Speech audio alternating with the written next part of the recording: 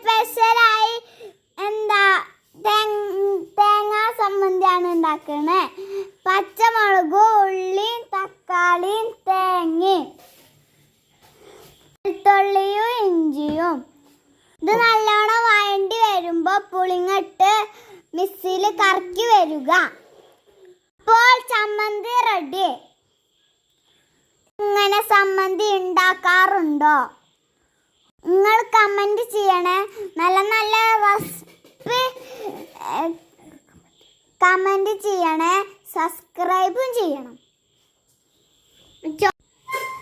ഇതിലിൻ്റെ അമ്മച്ചി ദോശ ചുട്ടു തരും. അതിൽ ഇത് ഒപ്പിട്ടാണ് തിന്നിട്ടത്. എനിക്ക് ഏറ്റവും ഇഷ്ടപ്പെട്ട ചമ്മന്തിയാണിത്. ഇതിൻ്റെ ഇമ്മച്ചിൻ്റെ ഏറ്റവും സ്പെഷ്യലാ.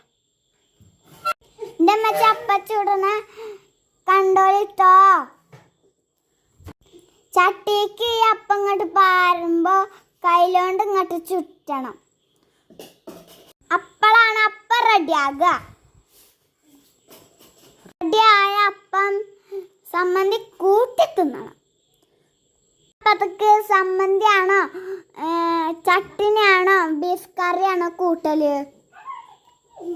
മുരിഞ്ഞ് വന്നാൽ അപ്പം ചട്ടിന്ന് എടുക്കുക. ഇത് ചമ്മന്തി കട്ടൻ ചായയും കൂട്ടി തിന്നണം. ഞാൻ അത് തിന്നുകൊണ്ടാണ് മദർസ്ക്കൊക്കെ പോകല്. അടിപൊളിയാണ്. ഞാൻ മദർസ്ക്ക് പോവാൻ എൻ്റെ അമ്മച്ചി അപ്പം ചായയും വാർത്തരുകയാണ്. ഞാൻ മദർസ്ക്ക് പോകുവാണ്. അസ്സലാമലൈക്കും. നല്ല നല്ല വീഡിയോ ആയി ഞങ്ങൾ വരുന്നുണ്ട് ഇൻഷാ അല്ലാ. കമൻറ്റും ചെയ്യണം, സബ്സ്ക്രൈബും ചെയ്യണം.